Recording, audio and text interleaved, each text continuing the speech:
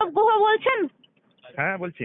বলছি দাদা, মেমারি থেকে কার্যত আপনি ভারতীয় জনতা পার্টির হয়ে এই মুহূর্তে প্রতিদ্বন্দ্বিতা করছেন, এই হুম জাস্ট নাম বেরোলো। কতটা হুম আশানুরূপ এই মুহূর্তে মনে হয়েছিল, আর হঠাৎ করে কেন প্রার্থী হতে গেলেন? দেখো, সিস্টেমের বিরুদ্ধে তো এতদিন লড়াই করে এসেছি, সেটা সিস্টেমের বাইরে থেকে। 25 বছর মিডিয়াতে আছি, সবসময় সরকার বিরোধী খবরও করেছি, কিন্তু আলটিমেটলি দেখা গেল যে সিস্টেমের মধ্যে না ঢুকে এই সিস্টেমের বিরুদ্ধে কিছুই করা যাবে না। তো কাউকে তো একটা চেষ্টা করতে হবে, তাই অফার এলো, আমি হ্যাঁ বললাম। মানবদা, অনেকেই বলবে যে এই ইউটিউবে কাজ করতে করতে আগে থেকেই সব যোগাযোগ করে রেখেছিল, মানে এই উদ্দেশ্যে কি বলবে? আর ঠিকই বললাম, যেটা ভাবার সত্যি সবসময় নেই। সেদিন বাইরে সিস্টেমের বাইরে থেকে মানুষের জন্য কাজ করে গেছি, এখন মানে মানুষের মধ্যে থেকে মানুষের জন্য কাজ করতে চাইছি, ফলে সমালোচনা তো হবেই। তারা যারা সমালোচনা করা তারা তো করবে, এই নিয়ে এখন সত্যি ভাবার সময় নেই। এখন সময় খুব কম, প্রচারে বেরোতে হবে। বলছি মানবদা, এই আর হাতে মাত্র 20 দিন, কিভাবে মেমারি তো আপনার মানে জন্মভূমি, হুম নিজের এই যে ভূমিপুত্র হিসেবে একদম মেমারিতে যাচ্ছ, মেমারি কি উদ্ধার করে আনতে পারবে? আমি মেমারিতে যাচ্ছি না, মেমারি ছেলে গত 15 দিন ধরে মেমারিতেই পড়ে আছি আমি। এবং মেমারি মানুষ পরিবর্তন চাইছে, রাজ্যের মানুষ যেমন পরিবর্তন চাইছে, মেমারিটাও তার বাইরে কিছু নয়। মেমারি মানুষের পরিবর্তন চাইছে, তারা নতুন মুখও চাইছিল। গত 15 দিনে মোটামুটি সেটা বুঝতে পারলাম, ফলে খুব একটা অসুবিধা হবে না। মানে একদম পদ্মফুলি জিতবে এখানে। চেনা মাটি, তাই তো? একদম একদম, মেমারিতে পদ্মফুলি ফুটবে। কিন্তু মানবদা, বারবার যেটা আমরা চ্যানেলে বসেও বলি যে এই যে বুথ পর্যন্ত আগলানো সম্ভব হবে কিনা, সেটা মানব গুহ কতটা লড়াই দিতে পারবে? হয়ে যাবে। এখানে এমনি তৃণমূলের বিরুদ্ধে একটা বড় ক্ষোভ রয়েছে। চাষিদের মাথায় হাত, 1 টাকা কেজি আলু, চাষিরা কেউ আলু মাঠ থেকে নিয়ে আসছে না, আলুর চেয়ে আলুর বস্তার দাম বেশি। ফলে মানুষের একটা প্রচন্ড ক্ষোভ রয়েছে। আর এই এই চোর দুর্নীতি বা শোষণবাজের সরকারটাকে কে সহ্য করবে? মানুষ সুযোগ পেলেই পরিবর্তন করে দেবে। আর সেই ভোটের বুথের দায়িত্ব এখানকার যারা বিজেপি কর্মী আছে তারা নিতে যথেষ্ট পারদর্শী। এবারে তো মানবদা, ইলেকশন একটা কমিশন। জিনিস বলছি, মুখ্যমন্ত্রী বলেছেন 294টাতে আমিই প্রার্থী, মানে লড়াই কিন্তু মুখ্যমন্ত্রীর সঙ্গে। কিন্তু মুখ্যমন্ত্রী এটা বলেন যে 294 আসনে যারা চুরি করে তাদের জন্য আমি দায়ী করবো। এত বড় যে মুখ্যমন্ত্রী তো বলেনি যে ওরা বিধানসভা আমি ওদের প্রার্থী ছিলাম, তাকে আমি চোর, এরকম করে বলা উচিত ছিল। আমি চট্টোপাধ্যায় চুরির জন্য আমি, জ্যোতিপ্রিয় মল্লিকের চুরির জন্য আমি দায়ী, এটা তো বলা উচিত ছিল। তাহলে মানুষ বুঝে গেছে মমতা বন্দ্যোপাধ্যায়ের এই ঢপবাজি এবার খাবে না। আপনি যদি সবার জন্য দাঁড়ান, আসলে যদি আপনি প্রার্থী, তাহলে এই সমস্ত চোর ডাকাত গুন্ডা বদমাশের জন্য তো আপনি বাংলা। অভিষেক বন্দ্যোপাধ্যায় বলেছেন কোমর ভেঙে দাও তোমরা, আমি মাথা ভেঙে দেবো। কি বলবেন গণতান্ত্রিক ভাবে? বিজেপি জেতালে তৃণমূল দলটাই থাকবে না, তারপর তো কোমর ভাঙার প্রশ্ন অনেক দূরের কথা। হ্যাঁ বলছি। বলছি স্যার, সোনারপুর উত্তর একদম টাফ সিট আপনাকে দেয়া হলো, ফিরদৌসী বেগম, কিভাবে লড়বেন? দেখুন, মমতা ব্যানার্জি নিজেই বলেছেন যে 294টা কেন্দ্রে উনি প্রার্থী, ফলে ফিরদৌসী বেগমটা কোনো ফ্যাক্টর নয়। আমরা একটা অপশাসনের বিরুদ্ধে লড়ছি, জনতা লড়ছে এইবার মানুষকে সঠিক পথে নিয়ে আসার জন্য। এবং এই যে আহ, এতদিনের যে একটা 15 বছরের যে অপশাসন, তার আগে অবশ্যই লেফট ফ্রন্টও আমাদের পশ্চিমবঙ্গটাকে একদম বলতে পারেন যে শেষ জায়গায় নিয়ে পৌঁছেছে। তো সেই জায়গা থেকে আমরা একটাই চাইবো যে আমরা যে ডবল ইঞ্জিন সরকারের যে কি ভূমিকা হতে পারে, ডবল ইঞ্জিন সরকার কতটা এফেক্টিভ হতে পারে, এই পুরো জিনিসটা কিন্তু এবারে সরকারে আপনারা দেখতে পাবেন। এবং এই যে 8 লক্ষ কোটি টাকার উপরে ঋণ নিয়ে সরকার পুরো মানে কমায় চলে গেছে, এখান থেকে আমরা অবশ্যই বার করে নিয়ে আসবো। কেউ এবারে কোনো সিট টাফ নয়, এবার দেখবেন যে অভূতপূর্ব রেজাল্ট হবে এবং আমরা জিতছি জিতছি এবং জিতছি। স্যার, একদম এই যে সোনারপুর দক্ষিণ বা উত্তর, আপনার তো এইগুলো বেড়ে ওঠা, আপনার এখানে স্কুলিং থেকে শুরু করে কতটা একদম নিজের মাটিতে ফিরে পেলেন ভূমিপুত্র হিসেবে, কেমন লাগছে আজকে? একটা কথাই বলতে পারি যে আমাকে যে সুযোগটা দেওয়া হয়েছে, আগের বারে হয়তো লোকসভায় গিয়ে আরো মানে পার্লামেন্টে গিয়ে আরো অনেক কিছু করতে পারতাম, এতদিনে যে সুযোগটা পাইনি। এবার আমি নিজের মাটির কাছে ফিরে এসে যেটা করতে পারবো, রাজ্যের উন্নতি আমাদের সবচেয়ে বড় আমাদের এটার উদ্দেশ্য রয়েছে।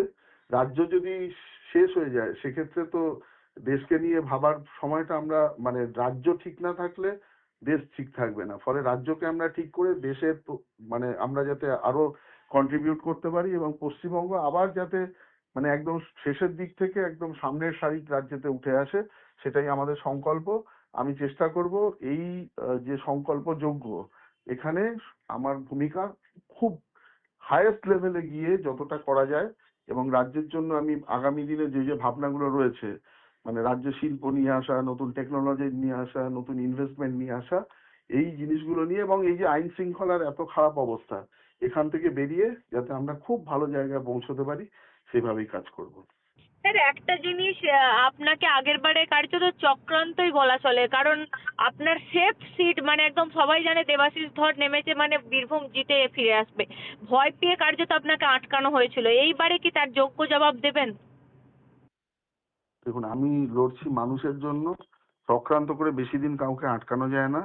তো একটা কথাই বলতে পারি যে আহ আগের বার যেখানে আমাকে আটকানো হয়েছিল সেখান থেকে আমি আবার শুরু করছি। কোনো মানুষকে উপরওয়ালা যেটা মানে ঠিক করে রাখেন সেইটাই ঘটে। মানুষকে হয়তো কিছুদিন সেখান থেকে বিরত করা যায়, কিন্তু উপরওয়ালা চাইছেন এবং পশ্চিমবঙ্গকে নতুন সূর্য দেখাতে, নতুন ডাবল ইঞ্জিন সরকার দেখাতে, নতুন মানুষকে চাহিদা পূরণ করতে। তো সেই জায়গায় দাঁড়িয়ে কিন্তু মুখ্যমন্ত্রীর উন্নয়নে কি কাউন্টার হবে আপনাদের? ওটা উন্নয়ন না, মানে ওটা যদি উন্নয়ন হয় তাহলে উন্নয়নের নতুন ডেফিনেশন লিখতে হবে। তো ওটা যদি আমরা অলরেডি চার্জশিট প্রকাশ হয়েছে এবং প্রত্যেকটি বিধানসভা ভিত্তিকও যে চার্জশিট তৈরি করা হয়েছে সেটা গিয়ে আমরা মানুষের সামনে রাখবো এবং যে যে আরো লোকাল যে ইস্যুগুলো রয়েছে আমরা প্রত্যেকটা তুলে ধরবো যখন প্রচারে থাকবো এবং মানুষের কাছে অতি অবশ্যই মানুষের যে আশীর্বাদ আছে এটা আমরা হাত পেতে নেব। স্যার মুখ্যমন্ত্রী বলছিলেন মুখ্যমন্ত্রীকে নাকি মারার চক্রান্ত করছেন আপনারা, এরকম মুখ্যমন্ত্রী বলছিলেন, কি বলবেন? মানে উনি তো সব সময় কিছু না কিছু প্রতিদিনই বলে যান। তো প্রত্যেকটা কথা ধরতে গেলে তাহলে আমরা আমাদের নিজেদের কথা নিয়ে থাকতে চাই। উনি জেড প্লাস সিকিউরিটি নিয়ে যদি কেউ ভাবেন যে মারার চক্রান্ত করছেন তাহলে ওনার প্রথম যারা এই পুরো জিনিসটা দেখছেন তাদেরকে প্রথম দায়ী করা উচিত যে তারা ঠিক মতো কেন এতদিন কাজ করতে পারেনি।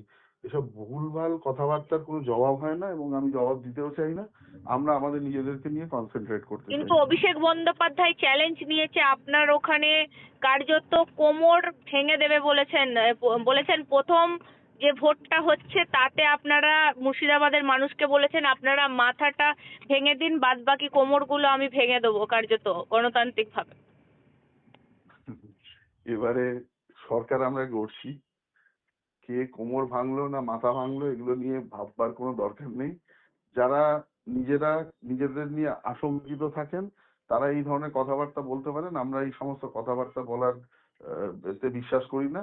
তো এই কোমর ভাঙা মাথা ভাঙা ডিজে বাজানো অনেক কিছুই শোনা গেছে।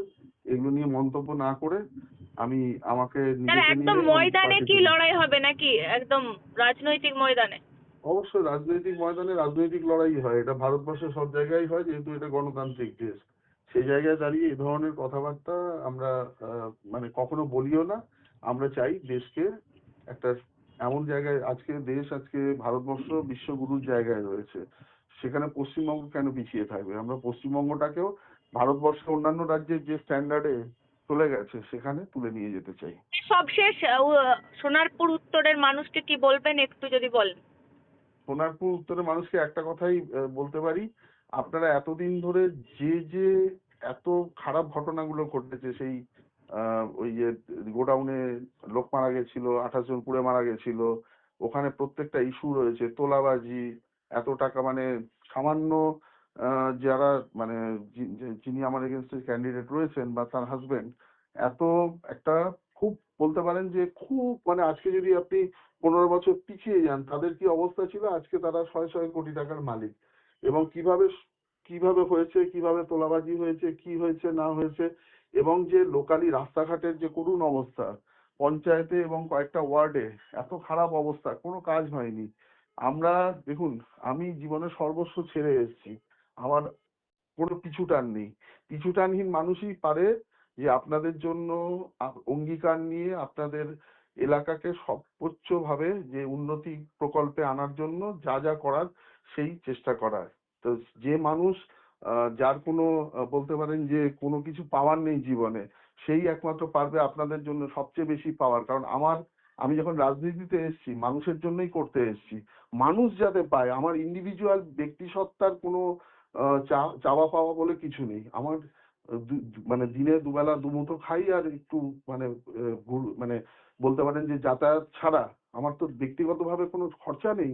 ফলে একটা কথাই বলতে পারি যে যতটা উন্নতি আপনাদের দেওয়া সম্ভব সোনারপুর উত্তরের মানুষকে এবং সর্বোপরি রাজ্যের মানুষকে যতটা করা সম্ভব ততটাই আমার দ্বারা হবে, এবং নিঃস্বার্থভাবে আপনাদের জন্য কাজ করব। এবং 24/7 365 দিন আপনারা আমার সার্ভিস পাবেন, এবং এমন সার্ভিস পাবেন সেটা আপনারা যাতে মানে রাজ্যের যে উন্নতি প্লাস এলাকার যা উন্নতি, যা যা প্রকল্প আছে, কেন্দ্রীয় সরকারের যা যা প্রকল্প আছে প্রত্যেকটা আমরা ইমপ্লিমেন্ট করব।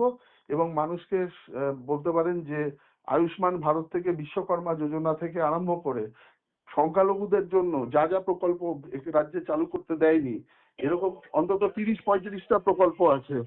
তো সেই প্রকল্পগুলো আমরা অতি শীঘ্র চালু করব। চাকরিতে দুর্নীতি থেকে আরম্ভ করে অন্যান্য যে মানুষের আমাদের অঙ্গীকার রয়েছে সরকারি কর্মচারীদের দিয়ে দেওয়া, সেটা আমরা অলরেডি আমাদের ম্যানিফেস্টোতে থাকছে।